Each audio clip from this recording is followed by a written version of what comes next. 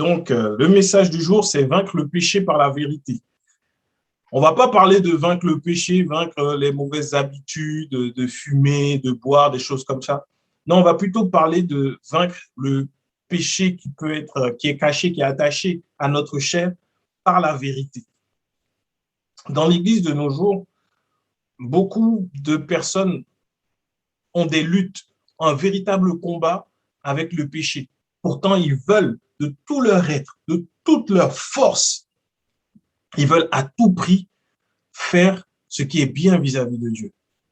Et Paul va expliquer de façon extraordinaire dans le livre de Romains. Vous aurez remarqué que ces derniers temps, je suis beaucoup dans Romains parce que c'est de Romains 3 jusqu'à Romains 9 ou 10, c'est juste édifiant ce que Paul dit, sachant que la Bible, à l'époque, n'a pas été écrite avec des chapitres et des versets, mais c'est un discours qui se tient. On ne peut pas séparer tout ce que Paul dit et ça donne le contexte clair de ce que Paul dit dans le livre de Romains. Mais beaucoup aujourd'hui luttent, c'est une réalité dans l'Église, des personnes qui croient sincèrement en Dieu, des personnes qui aiment sincèrement Dieu, des personnes qui veulent sincèrement avancer avec Dieu, aujourd'hui luttent avec le péché, les mauvaises habitudes. Ils sont dans une lutte. Pourquoi? Parce qu'ils sont maintenus dans un mensonge et ne sont pas dans la vérité. Vous connaîtrez la vérité vous affranchira.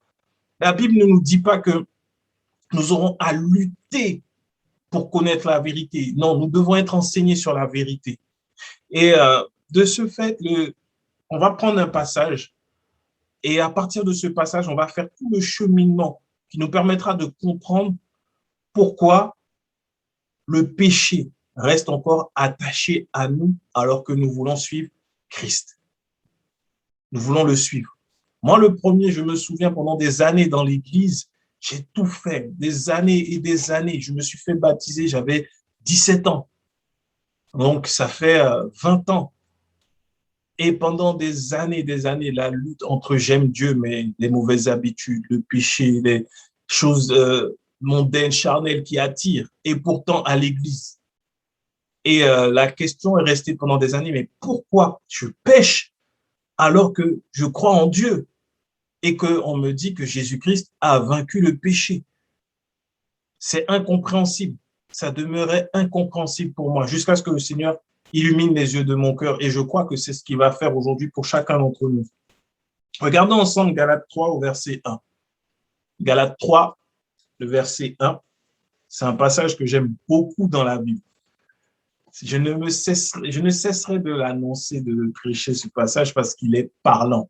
Galates 3 au verset 1 nous dit « Ô Galates dépourvus de sens, qui vous a fasciné, vous aux yeux de qui Jésus-Christ a été peint comme crucifié. » Galates dépourvus de sens. Paul, qui exprime non pas de la colère, mais une forme de tristesse, d'exaspération. Ô Galates dépourvus de sens, qui vous a fasciné. Fasciné, moi-même, je ne comprenais pas bien ce mot fasciné pendant longtemps parce que je me suis dit, bon, tu es fasciné par quelque chose, c'est-à-dire que tu trouves que c'est beau, que c'est bien, mais sans comprendre réellement le sens du mot. Et on va faire un zoom sur fasciné. Fasciné, ici, c'est le mot baskaino en grec. C'est baskaino. Et ce mot signifie parler en mal de quelqu'un, calomnier, médire, apporter le mal sur quelqu'un par une invocation ou un mauvais œil. Dis bien par une invocation ou un mauvais œil. Donc, ça veut dire charmer, ensorceler. Donc, on a traduit par fasciner. Quand Paul parle aux Galates, il leur dit qui vous a ensorcelé. Parce qu'ils ont été littéralement ensorcelés, voulant de la grâce, retourner sous la loi pour vivre la grâce. Et Paul dit que là, mais vous avez été ensorcelés, les amis. Vous avez été ensorcelés. Et j'ai cherché la signification même en français du mot fasciné. Et j'ai été étonné aussi de voir à quel point c'est clair. Donc, des fois, lorsque nous lisons la Bible, nous pouvons prendre un dictionnaire biblique, mais un dictionnaire simple. Je suis allé dans le dictionnaire Larousse et j'ai regardé fasciné. Donc, ce qui est écrit dit fasciner, attirer, dominer, immobiliser un être vivant en le privant de réaction défensive par la seule puissance du regard. Immobiliser un être vivant l'empêcher d'avoir une réaction défensive par la seule puissance du regard. Comme un serpent peut fasciner sa proie, l'hypnotiser. On voit souvent ça dans les dessins animés, comme si le serpent vient hypnotiser quelqu'un. D'ailleurs, c'est l'une des significations de fasciner, hypnotiser, attirer irrésistiblement le regard de quelqu'un ou être pour quelqu'un un objet privilégié de pensée, de désir. On est captivé, ébloui, enchanté, séduit. C'est quelqu'un qui aussi exerce une attraction puissante sur quelqu'un d'autre. Donc, c'est charmé, ensorcelé, envoûté. Donc, le mot fasciné, si on reste juste à lire fasciné avec notre explication un peu moderne, on ne va pas bien le comprendre. Parce que moi-même, je ne comprenais pas fasciné ainsi. Mais fasciné, ça veut clairement dire que il y a des personnes aujourd'hui encore qui s'introduisent dans les milieux chrétiens, dans les églises, et qui, avec une prédication, peuvent fasciner, envoûter, ensorceler des personnes à qui on a enseigné la vérité. C'est pour ça qu'il nous faut être enracinés dans la vérité. Croire en la grâce de Dieu. Parce que celui qui va venir avec, comme Paul le dit, les discours persuasifs de la sagesse humaine va réussir à nous détourner de la foi. Et c'est extrêmement dangereux. Pourquoi? Parce que être ensorcelé, envoûté, ça fait que nous nous retrouvons voilés, aveuglés. Nous ne pouvons plus discerner quelle est la volonté de Dieu. Être fasciné, ça jette un voile sur nous. Et ce voile-là, c'est celui de la loi. Paul parle de fascination là vis-à-vis de la prédication de la loi. Nous remarquerons que de nos jours dans les églises, c'est facile. Celui qui veut paraître spirituel, celui qui veut paraître saint, connecté à Dieu, va commencer à prêcher la sainteté, la sanctification. Ne pêche pas, quand tu fais ça, c'est Dieu que tu déshonores, Dieu ne prend pas plaisir dans ta vie, tu es un pauvre pécheur, tu as besoin de te repentir, sinon Dieu ne peut pas te faire avancer. Tous les jours, tu couches, tu fais ci, tu fais ça, Dieu n'aime pas ça, il a son horreur, et il y a une séparation, tes prières ne sont plus entendues vis-à-vis de Dieu. Maintenant, il faut marcher dans la sainteté, c'est ce que Dieu demande, parce que sans la sanctification, nul ne verra le Seigneur. Si tu es adultère, c'est pas bien parce que, et on accuse, au point où, tellement accusés et acculés, beaucoup d'enfants de Dieu ont quitté les églises parce qu'ils ne supportaient plus à cause de cette accusation non-stop dans la prédication. Et souvent, force est de constater que le péché dans l'église se résume souvent au péché d'impudicité. On ne parle pas de l'idolâtrie, on ne parle pas de la convoitise, on ne parle pas du fait des querelles, des disputes. Pourtant, tout le monde dans l'église sait qu'il y a des clans, qu'il y a des personnes qui suivent telle ou telle personne. Il y a ci ou ça, il y a des déchirements. Mais ça, on n'en parle pas. Mais c'est comme si qu'il y avait une seule catégorie de péché qui désormais agissait dans l'église. Alors que c'est faux. Il n'y a pas qu'une seule catégorie de péché dans l'église. Mais on va mettre l'accent dessus et les gens vont se sentir acculés et accusés. Toujours. Pourquoi? Parce qu'on leur impose la loi. Et imposer cette loi, c'est fasciner les gens, c'est les voiler.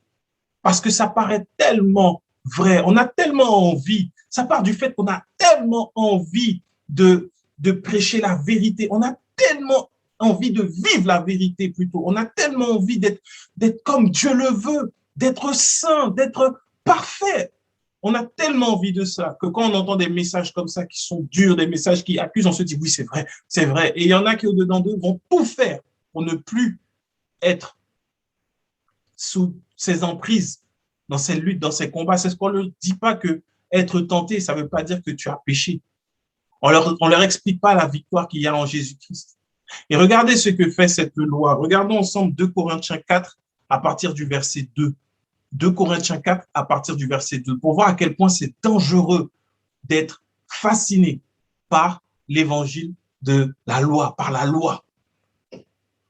2 Corinthiens 4, 2 à 6. Nous rejetons les choses honteuses qui se font en secret. C'est Paul qui parle.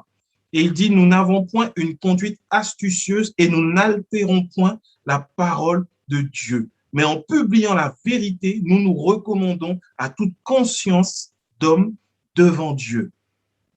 Si notre évangile est encore voilé, il est voilé pour ceux qui périssent, pour les incrédules dont le Dieu de ce siècle a aveuglé l'intelligence, afin qu'ils ne vissent pas briller la splendeur de l'évangile de la gloire de Christ, qui est l'image de Dieu.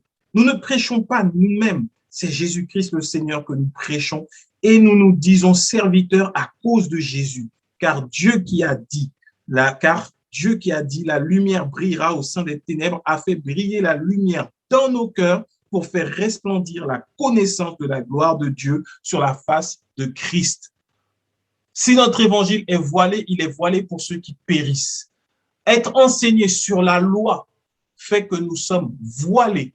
Et quand nous sommes voilés, c'est pour notre perte.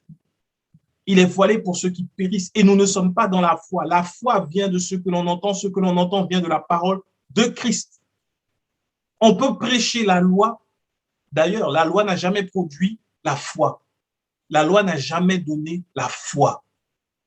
C'est la parole de Christ qui nous donne la foi. Elle vient de la parole de Christ, la foi. Donc, enseigner la loi aux hommes, aux êtres humains, ça ne les fait pas grandir dans la foi. Ça les rend incrédules vis-à-vis de la grâce de Dieu.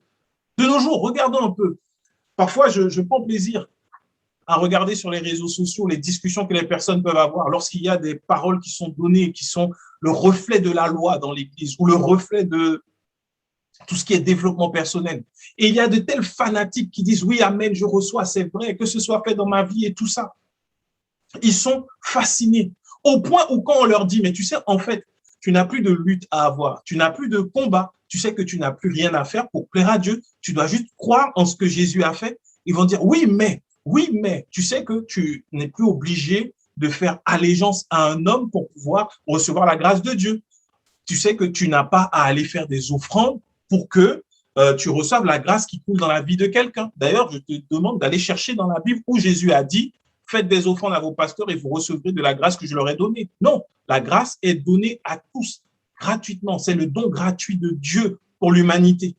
Mais les gens luttent et ils se disent « Non, il nous faut honorer nos pères, il nous faut à tout prix être sous la protection, sous le manteau, il nous faut. » Ils sont donc, sans le vouloir, sans faire exprès, ils deviennent incrédules vis-à-vis de la parole de Dieu et donc ils sont voilés.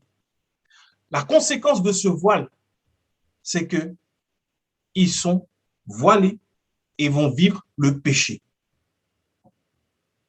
C'est terrible. Ils sont voilés et ils vont vivre le péché. C'est ce que Paul explique dans le livre de Romains, à partir du chapitre 3 jusqu'au chapitre 10. Prenons le temps de le lire à la maison. Paul l'explique en long, en large, en travers, de façon très claire. Être voilé sous la loi fait que, sans faire d'effort, nous allons produire des fruits pour la mort, des fruits qui s'appellent le péché. Mais tu vas me dire, mes frères, mais comment ça se fait que dans l'Église où on parle de Jésus, on peut enseigner la loi? Il y en a peut-être plusieurs, mais en préparant ce message, 2 portes d'entrée de la loi me sont venues à l'esprit. La première porte d'entrée de la loi, c'est les finances dans l'Église, quand on va prêcher les finances. La deuxième porte d'entrée, c'est tout ce qui concerne la démonologie, vouloir chasser les démons. Ce sont 2 portes d'entrée pour ramener le système de la loi. Pourquoi? Au travers du système des finances, donc l'évangile de prospérité, souvent, on va te ramener à l'époque de la loi où il fallait faire des offrandes pour recevoir quelque chose. Il fallait faire différents types d'offrandes. Dans la loi juive, il y a plusieurs types d'offrandes qu'il fallait faire à différentes saisons. Des offrandes par rapport au jubilé, des offrandes pour le pardon des péchés, des offrandes et des offrandes. Et donc, en prêchant que tu vas donner et tu recevras, en sortant des passages bibliques de leur contexte, on ramène les chrétiens qui vivent souvent des difficultés, des galères financières, sans leur annoncer, en leur faisant miroiter une hypothétique richesse par le fait de donner, alors on les ramène sous la loi, parce qu'on sort de leur contexte les passages. Pourtant, la Bible est claire. Elle va dire que Jésus-Christ, le riche qu'il était, il s'est fait pauvre afin que nous soyons enrichis. Et il n'y a pas derrière à condition que nous fassions beaucoup d'offrandes pour également avoir part à cette richesse. Il n'y a pas ça derrière.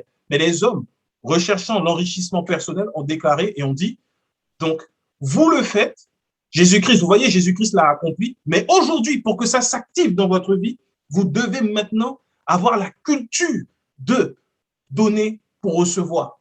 Ce n'est pas ce que la Bible dit. La Bible ne le dit à aucun moment. C'est remettre la loi là où la grâce a été manifestée.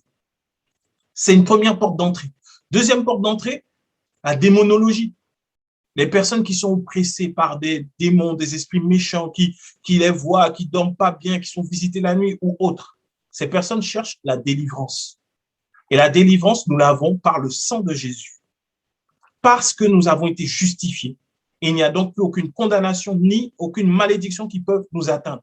Mais lorsque, dans les messages de démonologie, il y a des ministères établis sur la démonologie, le fait de chasser les démons, d'avoir les révélations sur comment les grands-mères ont fait des alliances, et tout ça, etc., etc. C'est ramener la loi. Pourquoi? Parce que les personnes, je l'ai vu, quand elles cherchent à être libérées de ces démons, on va leur donner quoi? Des choses à faire. Et ça rentre dans la dimension des sacrifices. On ramène les enfants de Dieu à la dimension des sacrifices.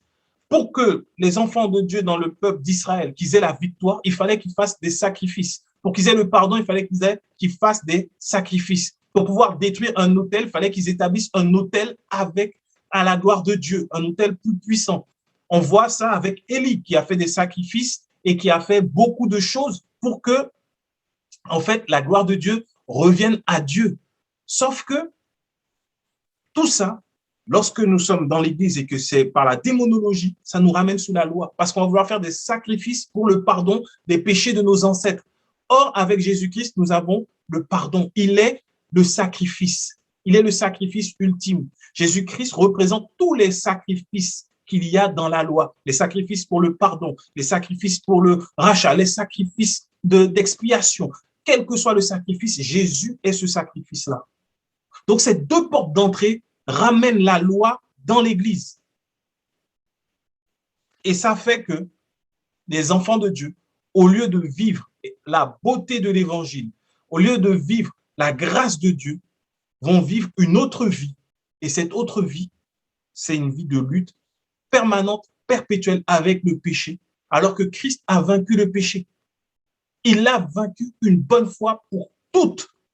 De même qu'Adam, en péchant, a fait que nous soyons tous pécheurs. Christ, en mourant à la croix, a fait que nous sommes tous devenus purs, vainqueurs par son sang, sans avoir besoin de quelconque sacrifice encore. Et croire en Jésus-Christ produit en nous, sans effort, la sainteté, la pureté, la vie que Dieu a pour nous, le fruit que Dieu attend de nous. Regardons ensemble Romains 7. Et là, on va prendre le temps sur le chapitre de Romains. C'est tout le chapitre de Romains. C'est dans un contexte qui est très grand, mais on va prendre le temps pour bien comprendre comment la loi maintient les hommes, les êtres humains dans le péché. Et c'est la vérité de l'évangile qui va nous permettre de vaincre le péché, non pas un péché, mais de marcher dans la victoire au quotidien vis-à-vis du péché. Romains 7, verset 1er. Et là, Paul va donner un exemple. Ignorez-vous, frères, car je parle à des gens qui connaissent la loi, que la loi exerce son pouvoir sur l'homme aussi longtemps qu'il vit. Ainsi, une femme mariée est liée par la loi à son mari tant qu'il est vivant. Mais si le mari meurt, elle est dégagée de la loi qui l'a liée à son mari. Si donc du vivant de son mari, elle devient la femme d'un autre, elle sera appelée adultère. Mais si le mari meurt, elle est affranchie de la loi, de sorte qu'elle n'est point adultère en devenant la femme d'un autre. Pause. L'exemple de Paul est parlant, et c'est ce qu'il va dire après. Il dit clairement que tant que nous ne sommes pas morts, nous sommes liés à la loi. De façon pratico-pratique et concrète de nos jours, tant que nous sommes sur le territoire français, ou tant que nous sommes sur la terre dans un pays où il y a des lois, tant que nous sommes vivants, nous sommes soumis à ces lois. Nous ne pouvons pas en déroger, dire, bon, je quitte la France, je vais en Espagne, maintenant j'ai le droit de voler parce que les lois de l'Espagne sont différentes de celles de la France. Non, voler restera voler, tu iras en prison. Si tu meurs, alors là, c'est fini. Et Paul explique que, en prenant l'exemple du mariage, tant que le mari est vivant, la femme est liée. La femme est liée. Je rappelle que ce sont les hommes qui ont inventé le divorce. Le divorce n'est pas de Dieu. Un mariage fait selon Dieu, selon la volonté de Dieu, nul ne peut le séparer, même pas les mariés. S'il y a des difficultés, c'est se mettre devant Dieu pour qu'il puisse restaurer ce que lui-même a institué. Maintenant, Christ est venu et la Bible nous dit qu'il est mort à la croix et qu'en lui, il a tout accompli. Il a tout accompli, Jésus-Christ. Il a accompli et satisfait à toutes les exigences de la loi. Et comme la loi ne produit pas la vie, mais mène à la mort, il est mort par rapport à la loi. Mais comme il était non coupable, il est ressuscité. En Jésus-Christ, la loi donc a pris fin pour ceux qui croient en lui. Parce que Christ est mort à la loi pour que tous ceux qui croient en lui soient dégagés de l'obligation de la loi. De même que nous, épouses de Christ, désormais, nous ne sommes plus liés à la loi, puisque en Christ, elle est morte. Donc, en étant en Jésus-Christ, nous ne transgressons pas la loi, mais au contraire, nous pouvons vivre la nouvelle alliance. C'est ce que Paul explique, c'est ce que nous devons comprendre. Avec Christ, la loi, c'est fini de façon légale, puisqu'il est mort pour ça. Il est mort pour ça. Il faut le comprendre. Si on le comprend bien, si on comprend bien que Christ est mort par rapport à ça, tout ce qui viendra de la loi, nous n'allons pas le prendre et nous allons nous en préserver. Nous allons voir pourquoi c'est important. Au verset 4, Paul dit, de même, frères, vous aussi, vous avez été par le corps de Christ mis à mort en ce qui concerne la loi. Nous avons été mis à mort en ce qui concerne la loi par le corps de Christ. C'est-à-dire qu'en Jésus-Christ, nous étions en Christ quand il a été crucifié. Et donc, quand Christ a été mis à mort, nous aussi, nous sommes morts vis-à-vis de la loi. Que ce soit clair, on prendra le temps. Si je n'ai pas le temps de tout dire, on continuera dimanche prochain. Mais nous sommes morts vis-à-vis de la loi. Donc, je reprends le verset 4, mis à mort en ce qui concerne la loi, pour que vous apparteniez à un autre, à celui qui est ressuscité des morts, afin que nous portions du fruit pour Dieu. Le fruit pour Dieu, c'est le fruit paisible de justice semée dans la vérité, sans faire d'effort, parce que nous appartenons à Jésus-Christ aujourd'hui par la foi, nous allons porter du fruit. Il n'est pas dit que nous allons travailler pour porter du fruit. Non, nous allons porter du fruit. C'est important. Donc, ça nous permet déjà de réaliser que lorsque le péché veut venir, le fruit que nous allons porter vis-à-vis du péché s'appellera sainteté. Non pas parce que nous allons faire nos efforts, mais parce que nous sommes en Christ, morts vis-à-vis de la loi. Verset 5. Car lorsque nous étions dans la chair, les passions des péchés provoqués par la loi, les passions des péchés provoqués par la loi. Soulignons ce passage. C'est important de comprendre que les passions du péché, des péchés, sont provoquées par la loi. Pas provoquées parce que nous avons vu quelqu'un, nous avons vu une belle voiture, nous avons développé de l'envie, mais les passions des péchés, pas du péché, mais des péchés, des multitudes de péchés sont provoqués par la loi agissant dans nos membres.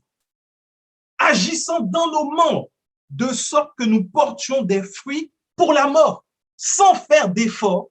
Les passions des péchés provoqués par la loi agissaient dans nos membres afin que nous portions du fruit pour la mort. C'est clair, logique, c'est clair. La Bible est claire. La loi active les passions du péché afin que nous portions du fruit pour la mort.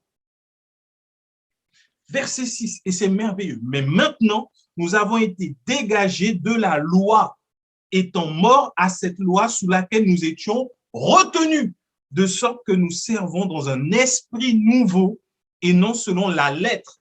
La lettre, c'est la loi, la lettre qui a vieillit. C'est important de prendre le temps de lire pas à pas. Nous sommes aujourd'hui dégagés de la loi parce que nous sommes dans un esprit nouveau. Celui qui croit en Jésus reçoit un esprit nouveau. Et il est donc dégagé de la loi et il peut porter du fruit pour Dieu et ne porte plus de fruits pour la mort. Soyons conscients que la loi active le péché qui est en nous. Et c'est pour ça que je disais au début que l'évangile qui est voilé pour ceux qui périssent et d'enseigner la loi, c'est extrêmement dangereux et c'est criminel dans les églises parce que ça va faire des enfants de Dieu qui veulent s'accrocher à Dieu par la loi, devenir pécheurs et être condamnés à porter et à manifester du fruit pour la mort. Il n'y a pas de salut par la loi. Il n'y a de salut en aucun autre en Jésus-Christ. Ce n'est pas parce que la loi est dans la Bible qu'elle nous donne la vie. Toutes les paroles qui sont dedans ne donnent pas la vie. La loi a son utilité, nous mener à Christ, pas nous empêcher de vivre Christ. La loi est bonne en ce sens où elle était là pour nous enseigner et nous emmener à Christ, connaître sa grâce. C'est important de comprendre ça. Quand tu as compris ça, tu ne vis plus une vie de défaite, tu ne vis plus une vie dans le péché, tu ne vis plus une vie de dépression, tu ne vis plus une vie d'abattu et de battu. Tu te relèves et tu marches avec assurance parce que tu es soutenu par la parole de la vérité. Le verset 7, Paul dit, « Que dirons-nous donc? La loi est-elle péché? Loin de là, jamais. Mais je n'ai connu le péché que par la loi. Je n'ai connu le péché que par la loi. Pourquoi? Car je n'aurais pas connu la convoitise si la loi n'eût dit « tu ne convoiteras point ». Et le péché, saisissant l'occasion, produit en moi par le commandement toutes sortes de convoitises. Car sans la loi, le péché est mort. Point. Sans la loi, le péché est mort. Aujourd'hui, ceux qui annoncent l'évangile, ceux qui veulent prêcher, ne prêchons plus la loi. Ceux qui veulent une église sainte, une église sanctifiée, ceux qui veulent une église où le péché ne règne pas, prêchons Christ. Parce que Christ, il est la fin de la loi pour nous.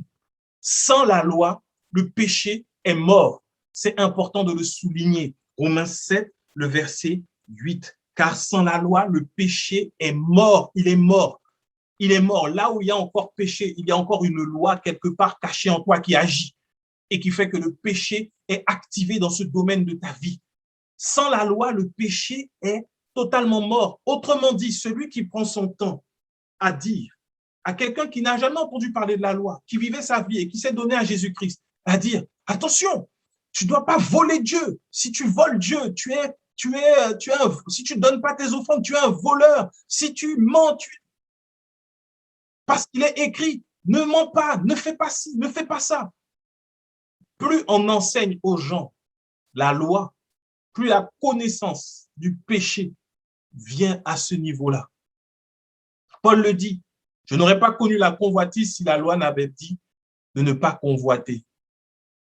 Il y en a qui n'auraient jamais connu l'impudicité si dans les églises, on ne s'asseyait pas tout le temps à dire impudique, impudique, impudique, impudique, fuis l'impudicité, fuis l'impudicité, fuis l'impudicité. À force de mettre cette loi dans le cœur des gens, la chair maintenant, qui elle est en inimitié avec Dieu, cette chair va pousser au péché et va donner de la force au péché. Pourquoi? Parce que la loi est en train de l'exciter. Alors que quand on prêche la grâce qui jamais ne te dira de pécher, mais te dira plutôt, ton péché n'est pas ton problème, parce que Christ l'a déjà vaincu. Ce que tu dois avoir, c'est foi en ce que Jésus a déjà fait pour pouvoir vaincre le péché. Alors nous aurons des personnes qui marchent dans la sainteté, et lorsque le péché viendra, tu diras non, Christ est déjà mort pour ce péché, et j'étais en lui quand il est mort, et aujourd'hui, péché, non, tu ne pourras pas m'avoir, c'est fini, je marche avec Jésus. C'est pour ça que c'est Jésus-Christ qu'il faut prêcher. C'est pour ça que c'est Jésus-Christ qu'il faut annoncer. C'est pour ça que c'est Jésus-Christ dont le monde a besoin pour être libéré des entrailles, des tenailles du péché. Continuons notre lecture. Le verset 9. Pour moi, étant autrefois sans loi, je vivais. Mais quand le commandement vint, le péché reprit vie en moi. Et moi, je mourus. Ce que Paul dit est intéressant. Le péché reprit vie en moi. Quand on prêche la loi, le péché que Jésus a vaincu, qui est détruit, il reprend vie. Et c'est pour ça qu'on voit de nos frères, de nos sœurs que nous aimons tomber dans le péché, tomber dans les pièges du diable. Pourquoi? Parce que la loi étant enseignée, le péché reprend vie. Et ils vont dire, mais je ne comprends pas. J'avais abandonné ça pour Jésus-Christ. J'avais arrêté de fumer. J'avais arrêté de boire. J'avais arrêté de frapper mes enfants, ma femme. J'avais arrêté, mais je ne sais pas pourquoi. Ces derniers temps, à cause des problèmes, je suis retombé dans la masturbation, dans la cigarette, dans l'alcool. Je recommence à sortir. Pourquoi? Parce que la loi, pas autre chose. Et on met souvent sur le dos des chrétiens, on dit oui, c'est parce que tu n'aimes pas assez Dieu, c'est parce que tu ne veux pas servir Dieu, c'est parce que tu ne veux pas, tu n'as pas de crainte de Dieu. Mais on ne leur dit jamais, désolé, c'est parce que je t'ai enseigné la loi que le péché a repris vie en toi. Alors que la vérité, c'est ça. C'est parce que la loi est enseignée que le péché reprend vie là où normalement il est crucifié. Et après, on va sortir des bêtises aux enfants de Dieu en leur disant, oui, tu dois marcher et tu dois crucifier ta chair, ce qui est complètement faux. On n'a pas à marcher tous les jours à crucifier la chair. En Jésus-Christ, elle a été crucifiée une bonne fois pour toutes. Mais à mettre tout le temps des fardeaux sur les épaules des enfants de Dieu, ils n'y arrivent pas. Ils sont étouffés, ils sont détruits. Parce qu'ils ne peuvent pas. Tu ne peux pas tous les matins te dire, je dois crucifier ma chair, je dois crucifier ma chair. Tu dois prendre conscience que Christ à la croix est mort. En lui, tu étais en lui. Et donc, toi aussi, tes péchés ont été crucifiés à la croix il y a 2000 ans, avant même que tu sois manifesté. Et aujourd'hui, par la foi, tu marches dans cette victoire. Marcher avec la conscience de la victoire de Jésus-Christ, avec la conscience que nous sommes saints, peu importe nos œuvres. Nous ne serons pas parfaits parce que nous sommes dans un corps mortel. Mais notre erreur, nos fautes, ne sauraient nous ramener au statut de pécheur. Tu commets une erreur, tu fais une faute, tu commets un péché, ton statut demeure, quoi qu'il arrive, non coupable, dès lors que tu restes dans la foi en Christ. Et si tu es dans la foi, tu ne pourras pas marcher dans le péché, pratiquer le péché au quotidien. Tu vas revenir à lui et tu vas pratiquer la sainteté au quotidien. Le problème d'enseigner la loi fait qu'on condamne les enfants de Dieu et ils se retrouvent beaucoup, ce qu'on appelle aujourd'hui les rétrogrades. C'est triste de parler de personnes et de dire des rétrogrades. Ils se retrouvent à vivre dans le péché parce qu'on les a condamnés par la loi et que le péché a repris vie. Nous continuons. Verset 10. Ainsi, le commandement qui conduit à la vie se trouva pour moi conduire à la mort, car le péché saisissant l'occasion me séduisit par le commandement et par lui me fit mourir. La loi donc est sainte et le commandement est saint, juste et bon. Ce que Paul dit, il décrit là ce qu'on peut observer dans la Bible, la stratégie du diable pour détourner les enfants de Dieu. Le diable s'appuie sur ce que Dieu dit, le déforme et fait les enfants de Dieu pécher. Dès le jardin d'Éden, il est venu en disant, Dieu a-t-il réellement dit? Il savait très bien ce que Dieu avait dit. Mais il est venu mettre le doute en disant, Dieu a-t-il réellement dit? Oui, mais tu sais, Dieu a dit ça, mais en vrai, si tu manges, tu ne vas pas mourir. C'est juste que tu vas devenir comme lui, tu seras à l'égal de Dieu. Et c'est pour ça qu'il n'a pas voulu te dire. Et de nos jours, c'est toujours pareil. Le diable ne va pas s'appuyer sur... Si le diable venait en disant, mais en fait, tu sais, si tu t'envoles, tu prends ton envol d'un gratte-ciel, tu ne vas pas mourir, tu vas t'envoler et tu vas voir, tu seras comme Superman. Si cette pensée vient dans ta tête, tu sais que c'est de la folie. Tu sais que c'est de la folie. Mais le diable s'appuie sur la parole de Dieu, la détourne, le père du mensonge. Quand tu vois ce mensonge passe par le diable, désormais la parole là, si elle passe par le diable, ça devient un mensonge, il la détourne. Et c'est ce que Paul dit. Le commandement qui était censé me conduire à la vie, au final, m'a conduit à la mort. Parce que la loi est de nouveau enseignée. Et quand la loi est de nouveau enseignée, alors le péché profite pour venir te séduire à ce moment-là. Et en fait, ça va se traduire par des choses simples. Pour ceux qui sont déjà tombés dans le péché, moi, je parle, là, je peux parler d'expérience. Ça va venir tout simplement en disant, non, mais tu sais, Dieu est amour. Ne laisse pas cette sœur en galère. Raccompagne-la. Il ne va rien se passer parce que tu as accompli la volonté de Dieu. Aimons-nous les uns les autres. Mais c'est pas grave. Elle t'invite chez elle. Vous êtes tous les deux seuls. Mais c'est pour prier. La Bible ne dit-elle pas que là où deux ou trois sont assemblés en son nom, il est présent au milieu? Et si deux s'accordent sur terre, il va faire. Là, c'est un mensonge. Pourtant, s'appuyant sur des passages bibliques qui sont la vérité, mais c'est pour conduire au péché et à la destruction. Et il en est de même lorsque la loi est annoncée. C'est ce mécanisme qui s'active dans les enfants de Dieu. Ce mécanisme se met en route par le commandement. Alors, par le commandement, tu te retrouves à produire la mort, car le salaire du péché, c'est la mort. Par le commandement, parce que le péché a repris vie. Non, mais ce n'est pas vraiment un mensonge. Non, tu as juste pas dit, pas tout dit. Ce n'est pas un mensonge, parce que tu ne veux pas faire du mal. Tu veux juste faire en sorte que les choses s'améliorent dans ta famille. Ce n'est pas un mensonge. Et c'est ainsi que progressivement, le mensonge prend la place. Prend la place. Pourtant, c'est la loi. Tu ne mentiras pas. Et quand on va prêcher de ne pas mentir, de ne pas faire de faux témoignages, ça ne fait que réveiller ça encore. Le verset 13. Et là, Paul fait ce qui est extraordinaire. Il va expliquer comment donc, lorsque la loi est prêchée, lorsqu'elle est forte en nous, ce qui se passe. Ce passage, cette partie du passage a souvent été décrit comme étant Paul qui exposait le combat que lui-même vivait. Non, il explique ce qui se passe quand la loi est enseignée et quand elle a pris vie en nous. Verset 13. Ce qui est bon a-t-il donc été pour moi une cause de mort? Loin de là. Mais c'est le péché, afin qu'il se manifestât comme péché en me donnant la mort par ce qui est bon, et par le commandement, il devint condamnable au plus haut point. Nous savons en effet que la loi est spirituelle, mais moi, je suis charnel, vendu au péché, car je ne sais pas ce que je fais. Je ne fais point ce que je veux, et je fais ce que je hais. Or, si je fais ce que je ne veux pas, je reconnais par là que la loi est bonne. Et maintenant, ce n'est plus moi qui le fais, mais c'est le péché qui habite en moi. Ce qui est bon, je le sais, n'habite pas en moi, c'est-à-dire dans ma chair. J'ai la volonté, mais non le pouvoir de faire le bien, car je ne fais pas le bien que je veux et je fais le mal que je ne veux pas. Et si je fais ce que je ne veux pas, ce n'est plus moi qui le fais, c'est le péché qui habite en moi. Je trouve donc en moi cette loi.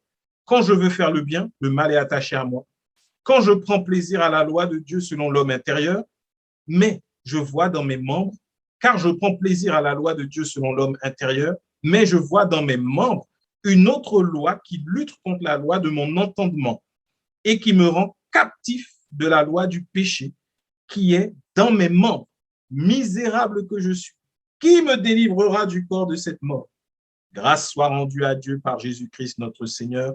Ainsi donc, moi-même, je suis par l'entendement esclave de la loi et je suis par la chair esclave de la loi du péché. C'est important. Ce que Paul décrit, c'est ce qui se produit avec la loi.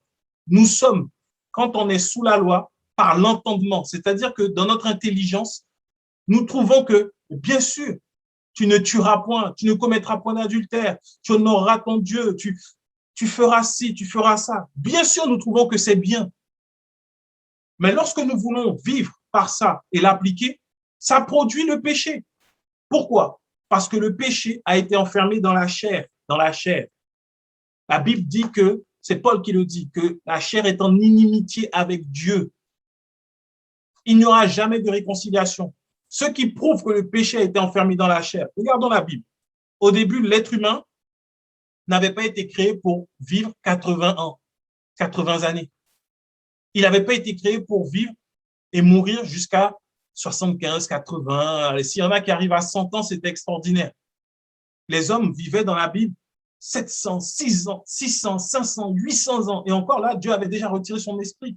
Donc, l'être humain était prévu pour vivre des centaines d'années, peut-être même des millénaires. Mais par le péché, cette espérance de vie s'est raccourcie jusqu'à ce que Dieu dise que les jours de l'homme seront de 80 années. La preuve que le péché est enfermé dans notre chair, c'est que notre corps se détériore. Nous vieillissons, nous allons mourir, ce corps va retourner à la terre. C'est pour ça que lorsque Christ nous sauve, nous allons revêtir un corps incorruptible qui n'aura pas de péché en lui, donc il ne pourra pas être détruit, qui ne pourra pas mourir. Si tu vieillis, sache que le péché est dans ta chair, pas en toi, dans ton corps. Et si le péché est là, quand la loi est dans ton entendement et que tu veux faire du bien, celui qui va dominer à ce moment-là, c'est le péché qui est dans la chair. Donc, quand tu voudras marcher dans la sainteté par la loi, tu vas marcher dans le péché à cause de ta chair, parce que la chair est plus forte vis-à-vis de la loi que ton entendement. Elle est plus forte parce que la loi, c'est la connaissance du péché, parce que la loi réveille le péché. Sans la loi, le péché est mort. Si tu es affranchi, libéré de la loi en toi, par Jésus-Christ, il n'y a pas d'autre moyen. Par Jésus-Christ, alors le péché qui est là, caché dans la chair, il n'a plus de pouvoir sur toi. Tu n'es plus esclave, tu es libéré parce que tu es désormais en Jésus-Christ. Tu es déjà mort vis-à-vis du péché. Quand tu es déjà mort par rapport à quelque chose, ça ne peut plus venir, ça ne peut plus t'atteindre encore. On va faire un exemple simple, comme les enfants avec la varicelle. On s'attend quand les enfants sont petits et qu'il y en a un qui a la varicelle. Des fois, j'avais une nounou qui gardait ma fille qui disait non, amenez l'enfant. Comme ça, les autres l'auront aussi. Comme ça, une fois que c'est passé, c'est fini. Parce que la varicelle, elle tue les adultes. Mais quand on l'a eu enfant, c'est bénin et ensuite, on est immunisé. C'est pareil. En Jésus-Christ, c'est fini. Le péché, crucifié, c'est mort. Et une fois que tu marches dans la foi en Jésus-Christ, le péché n'a plus de pouvoir. Immunisé, c'est fini. Il sera là dans la chair, mais sans force. Tu auras en toi les anticorps face au péché. Ça parle de nos jours parce qu'on veut donner beaucoup de choses aux gens pour avoir développé des anticorps face à... C'est ça les vaccins. Jésus-Christ est le vaccin vis-à-vis du péché. Tu développes les anticorps vis-à-vis du péché parce que tu as Christ en toi. Il vit en toi. Tu as reçu son esprit. Sa mort à la croix est la preuve que toi-même aussi, tu as été crucifié vis-à-vis du péché. Quand le péché veut venir, il va trouver au-dedans de toi une seule chose, la vérité, Jésus-Christ. Il va trouver la justice. Il va trouver le sang de Jésus qui parle en ta faveur. Et le péché ne pourra pas s'activer dans tes membres. Et là où hier, tu ne pouvais pas t'empêcher d'aller détruire ton corps par de la drogue, par de l'alcool, par du sexe, par autre chose, ben aujourd'hui, ben, tu vas pouvoir maîtriser ton corps. Et la maîtrise de soi, c'est le fruit de l'esprit. Ce n'est pas le fruit de la loi. Et c'est comme ça qu'on marche dans la victoire, sans faire d'efforts, parce qu'on a cru en Jésus-Christ. C'est le mécanisme, c'est ce qui se passe. C'est ce qui se passe. Regardons Galates 2 au verset 17. Galates 2, 17 nous dit « Mais tandis que nous cherchons à être justifiés par Christ, si nous étions aussi nous-mêmes trouvés pécheurs, Christ serait-il un ministre du péché? Loin de là. Car si je rebâtis les choses que j'ai détruites, je me constitue moi-même un transgresseur. Car c'est par la loi que je suis mort à la loi afin de vivre pour Dieu. J'ai été crucifié avec Christ. Et si je vis, ce n'est plus moi qui vis, c'est Christ qui vit en moi. Si je vis maintenant dans la chair, je vis dans la foi au Fils de Dieu qui m'a aimé et qui s'est livré lui-même pour moi. Je ne rejette pas la grâce de Dieu, car si la justice s'obtient par la loi, Christ est donc mort en vain. Ce passage, nous le connaissons. Si je vis, ce n'est plus moi qui vis, c'est Christ qui vit en moi. Et souvent, les hommes le mettent en avant en disant « Ah, je me suis tellement sacrifié qu'aujourd'hui, Christ vit pleinement en moi. » C'est faux. Si tu vis et que ce n'est plus toi qui vis, c'est parce que Christ est mort à la croix et qu'en croyant en lui, désormais, c'est lui qui vit en toi. Toi, tu es mort. Tu es mort vis-à-vis de la loi. C'est Christ qui vit en toi désormais. Paul ne dit pas « J'ai fait des efforts et des sacrifices pour que Christ vive en moi. » Non.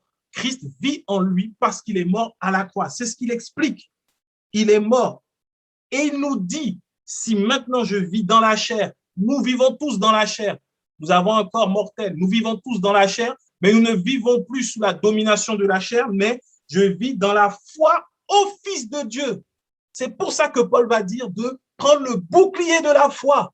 Parce que pour le combat intérieur qui anime tout le monde, qui nous anime tous, parce que la chair va toujours essayer de se réveiller, quoi qu'il arrive. Ben, par rapport à ce combat intérieur, le bouclier de la foi en dedans de nous, sur notre homme intérieur, fait que nous marchons dans la foi, non plus dans le péché. Et c'est fini, parce que nous sommes dans la foi. C'est ce que Paul dit, je vis dans la foi au Fils de Dieu qui m'a aimé et qui s'est livré lui-même pour moi. C'est la clé de la marche dans la victoire vis-à-vis du péché. Dans la chair, je vis dans la chair. Je suis aujourd'hui dans ma chair, mais je ne vis pas par rapport à ma chair. Je vis dans la foi. Et cette foi est un bouclier qui fait que lorsque les tentations viennent, lorsque il y a des moments de faiblesse, ma foi en Jésus-Christ qui m'a aimé, en Dieu qui m'a aimé et qui s'est livré lui-même pour moi par Jésus-Christ, alors ça me donne de demeurer dans la foi et de ne pas tomber dans les travers du péché. C'est pour ça que la foi est importante de nos jours. Être enseigné sur la grâce de Dieu. Et donc, on ne rejette pas la grâce. La justice ne s'obtient pas par la loi. Si la justice s'obtient par la loi, Paul finit en disant que Christ est mort en vain. Et ça, il le dit aux Galates, juste avant qu'il leur dise aux Galates dépourvus de sens, qui vous a fasciné. Et enfin, on a vu Romains 7, qui est la continuité de Romains 7. Après qu'il ait dit dans Romains 7, grâce soit rendue à Dieu par Jésus-Christ notre Seigneur, ainsi donc moi-même je suis par l'entendement esclave de la loi de Dieu et je suis par la chair esclave de la loi du péché. Romains 8 nous dit, il n'y a donc maintenant aucune condamnation pour ceux qui sont en Jésus-Christ. En effet, la loi de l'esprit de vie en Jésus-Christ m'a affranchi de la loi du péché et de la mort, car chose impossible à la loi, parce que la chair la rendait sans force, Dieu a condamné le péché dans la chair en envoyant à cause du péché son propre Fils dans une chair semblable à celle du péché, et cela afin que la justice de la loi fût accomplie en nous qui marchons non selon la chair, mais selon l'esprit. Jésus-Christ est venu dans un corps mortel. Il est mort pour que la justice de Dieu soit manifestée afin que nous puissions vivre désormais dans cette communion avec Dieu, dans sa justice, et pour marcher non selon la chair, mais selon l'esprit. Comprenons bien, par la loi vient la connaissance du péché. Par la loi, les passions du péché sont réveillées. Sans la loi, le péché est mort. Le péché est caché dans la chair. Par la loi, la chair est donc renforcée. Et la chair rend la loi sans force, parce que la loi ne justifie pas et ne sauve pas. Donc, au final, pour vivre pleinement dans la grâce de Dieu, c'est accepter l'amour de Dieu manifesté en Jésus-Christ pour nous, afin que par sa mort, nous soyons justifiés. Et qu'en étant justifiés par lui, nous marchions non selon la chair, mais par l'esprit, sans aucun autre effort que d'accepter cette parole. Car Dieu a tant aimé le monde qu'il a donné son Fils unique, afin que quiconque croit en lui ne périsse pas, mais qu'il ait la vie éternelle. Croire en Jésus-Christ, croire en l'amour de Dieu. Aujourd'hui, l'amour de Dieu ne regarde pas à tes fautes, à tes péchés. Tes péchés, tes fautes, tes erreurs ont tous été crucifiés à la croix. Tout est accompli. Tout est accompli. Aujourd'hui, pour fermer dans ta vie les deux portes d'accès principales de la loi lorsque tu es dans l'Église, vis-à-vis des finances, vis-à-vis de la démonologie, il y a une seule réponse à donner. Et c'est celle que Jésus lui-même a faite à la croix. Lorsqu'il a porté tous nos péchés, il a dit, tout est accompli. Tout est accompli. Si aujourd'hui, si demain, un autre jour, tu entends un message qui te dit, tu veux vivre la grâce, il faut que tu fasses ci ou ça, déclare avec foi, tout est accompli en Jésus-Christ. Si on vient te dire, ah, j'ai vu, il y a un esprit de famille, il y a un autel qui parle, il y a quelque chose qui se fait, tu dis, tout est accompli en Jésus-Christ. J'ai la victoire. C'est fini. Je ne vais rien faire. Christ a tout accompli il y a 2000 ans. Moi, je suis dans la paix, dans le repos, dans la justice de mon Père. Si le péché vient te tenter, tout est accompli en Jésus-Christ. Nous sommes justes, purs et saints parce qu'il est mort. Que Dieu nous bénisse tous. Seigneur, merci encore pour ta parole. Qu'elle nous fasse du bien, qu'elle puisse, Seigneur, produire en nous la vie qu'il y ait dans ta parole, car tu envoies ta parole et tu nous guéris. Que tu nous guérisses du manque de connaissances, du manque d'enseignement, que tu nous guérisses des stigmates de la loi qui a été semé dans nos vies, afin que nous puissions porter du fruit pour notre Dieu, pour notre Père, ce fruit paisible de justice, ce fruit de grâce, ce fruit d'amour. Oh Seigneur, nous reconnaissons que la mort de Jésus à la croix pour nous était bénéfique. Pourquoi? Parce que par sa mort, nous avons la victoire sur le péché. Parce que, Seigneur, nous ne sommes pas capables de nous-mêmes de triompher du péché. Alors que nous voulons le faire, nous ne pouvons pas. Parce que le péché triomphe de la loi, parce qu'il la rend sans force. Nous voulons aujourd'hui vivre pleinement par l'Esprit, marcher par l'Esprit, nous laisser conduire par toi, par ton amour, être guidés par ton Esprit. Oh Seigneur, merci pour la victoire que tu nous donnes. À toi soit l'honneur, la louange et la gloire dans le nom puissant et merveilleux de Jésus-Christ. Amen.